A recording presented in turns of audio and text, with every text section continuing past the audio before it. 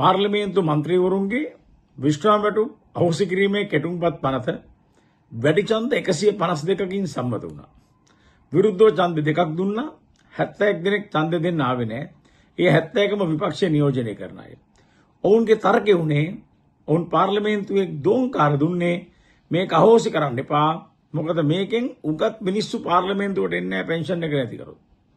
හිටපු මිනිස්සුන්ට ජීවත් වෙන්න විදිහක් නැති වෙනවා මේ තත්ත්වය තුල. එහෙනම් මේක තියන්න කියලා.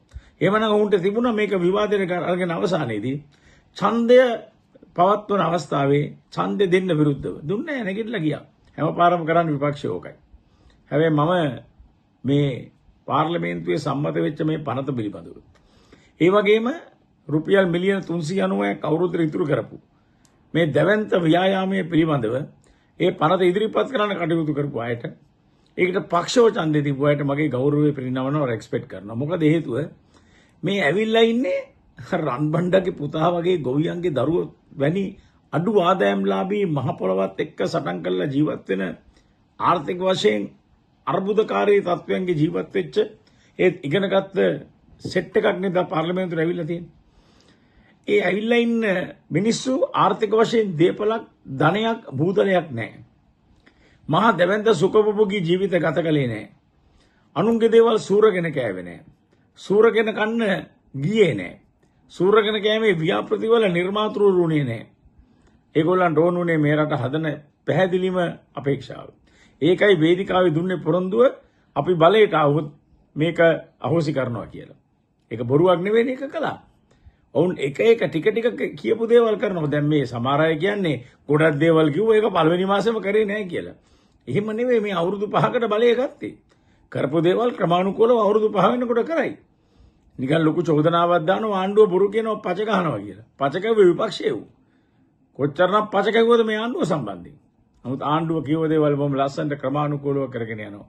ඔන්න පෙන්ෂන් එක නැවැත්තුවා. හැබැයි මම ගෞරව කරනවා මේ පෙන්ෂන් එක නැවැත්තුවේ නැති බැරි පන්තිවල කොල්ලෝ.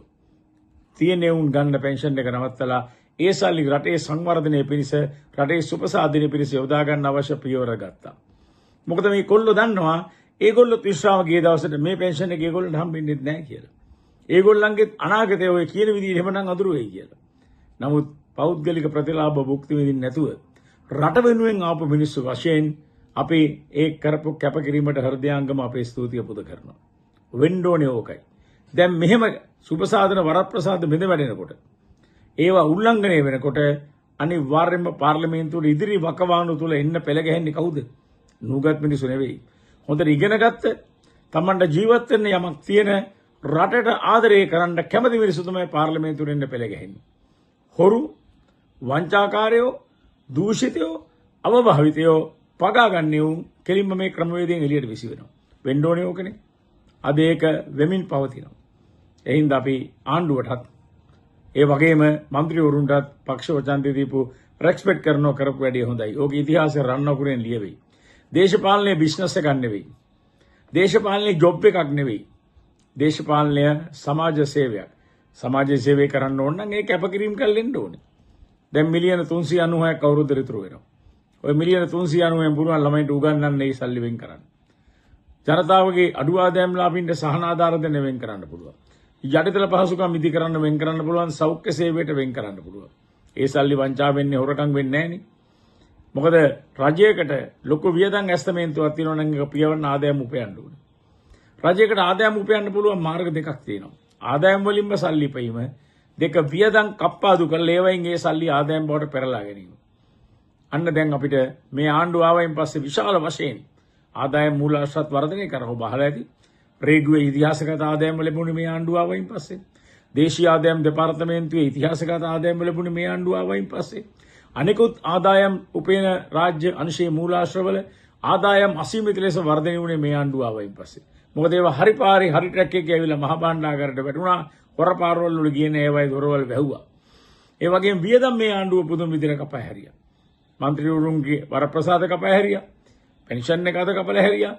ඔය විවිධ සංචාර දීමනා විදේශ රටවල් වලට යන්නේ එක පෞල් පිටින් දරුවෝ පිටින් ගෑනු ඔක්කොම රොත් අරගෙන යන්නේ ඒවා ඔක්කොම නැවැත්තුවා.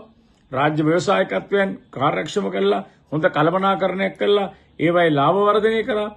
විකුණන්න ගිය රාජ්‍ය ව්‍යවසායකත්වයන් වල අලාභය අඩු කළා ලාභ ලැබලේ ලාභ භාණ්ඩාගාරයට ගෙනාවා. එහෙනම් අද වියදම් කපලා ඒ සල්ලි ආදායමට ගන්න පුළුවන් නම් ආදායම මේ රටේ විශාල වශයෙන් වැඩි වෙනවා. ඉතින් අයවැයේකෙන් අපේක්ෂා කරන අරමුණු ඉටු කර ගන්නත් පුළුවන් වුණා. ඉටු කර කිව්ව පොරොන්දු ඉෂ්ට කරන්නත් පුළුවන් වුණා. එහෙනම් මේ වැඩපිළිවෙලට අපේ සම්පූර්ණ ගෞරවය සහ කීර්තිය ජනතාවගෙන් ලැබෙනවා. ඒ ගැන අපේ